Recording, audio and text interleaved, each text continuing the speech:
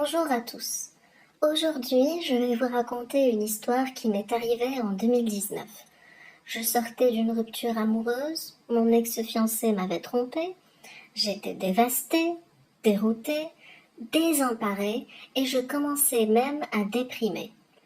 Je ne souhaitais plus aller au travail parce qu'on travaillait dans la même société. J'ai donc pris quelques jours de congé.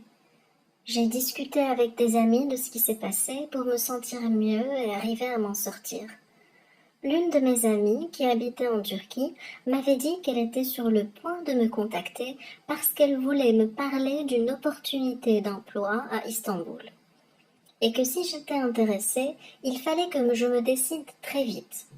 J'ai réfléchi, pesé le pour et le contre, et décidé de m'embarquer vers cette nouvelle vie qui ne pouvait me faire que du bien.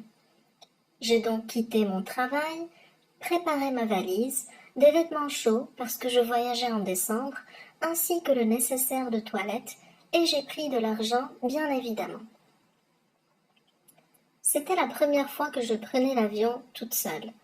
J'avais un peu d'appréhension pendant le vol. Je me demandais si j'avais pris la bonne décision et si c'était raisonnable de tout quitter du jour au lendemain. Une fois arrivée à l'aéroport d'Istanbul, Atatürk à l'époque, et avoir pu récupérer mes bagages, je me suis subitement retrouvée toute seule dans un pays que j'avais visité une seule fois en tant que touriste, dont je ne connaissais pas grand-chose et dont je ne maîtrisais pas les codes ni la langue. À un moment, j'ai eu un peu peur, puis j'ai pris mon courage à deux mains et me suis dirigée vers la sortie.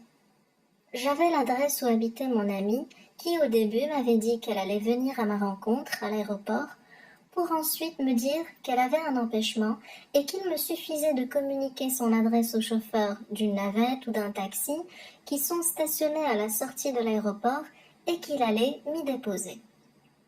J'étais presque arrivée à la sortie quand j'ai entendu quelqu'un me parler en français. Au début, j'étais surprise. Puis il a répété sa phrase. « Est-ce que vous voulez un taxi ?»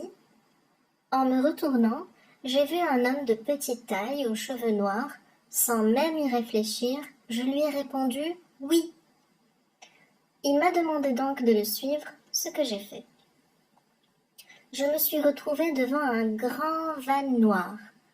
Le chauffeur était sorti du van pour s'occuper de mes bagages. Il m'avait demandé de m'installer, ce que j'ai fait sans me faire prier, puisque je commençais à ressentir la fatigue du voyage qui a duré à peu près 5 heures. Ensuite, le chauffeur m'a demandé de lui communiquer l'adresse. À l'aéroport, j'avais échangé quelques dollars moyennant une importante commission et j'avais acheté une puce turque à un prix exorbitant et avais pris le soin de la mettre dans mon téléphone et m'assurer qu'elle fonctionnait. J'ai donc tant bien que mal réussi à envoyer l'adresse par WhatsApp au chauffeur, Ahmed, qui, par miracle, parlait arabe, ma langue natale, puisqu'il était natif d'une région turque limitrophe de la Syrie qui maîtrisait l'arabe. On a échangé un peu, cet homme était assez sympathique. Le sentiment de désarroi et de peur grandissait dans mon cœur. Vous connaissez ce sentiment quand une petite voix au fond de vous essaie de vous dire de faire attention, ou comme un mauvais pressentiment. La route était longue et je découvrais en même temps la beauté d'Istanbul la nuit. C'était sublime. J'ai prévenu mon amie en cours de route que j'arrivais.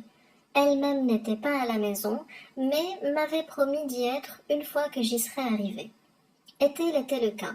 J'ai remercié le chauffeur qui, puisqu'on avait sympathisé, m'a proposé de le contacter si j'avais besoin de quoi que ce soit. Mon amie m'a dit qu'elle était heureuse de me recevoir et que, malheureusement, elle n'avait pas eu le temps de préparer quelque chose à manger pour moi. Je lui ai dit que ce n'est pas grave, puisque je n'avais qu'une envie, c'était de m'allonger et me reposer enfin. Après m'avoir fait le tour de l'appartement qui était composé de 2 chambres, l'une occupée par mon amie et sa cousine, et l'autre occupée par une colocataire, je me suis finalement assise sur le canapé pour subir un interrogatoire de la part de mon ami sur les péripéties du voyage, la rupture douloureuse, ce que devenait ma vie, mes projets. Je répondais en me demandant quand est-ce que j'allais enfin pouvoir me reposer. La veille, je n'étais pas arrivée à m'endormir. La discussion s'est prolongée jusque tard dans la nuit. À chaque fois que je m'excusais de ne pouvoir continuer, mon ami relançait un autre sujet jusqu'à ce que je me suis mise à pleurer de fatigue, de frustration, et ma famille qui me manquait tellement. Mon ami s'est finalement décidé à aller dormir.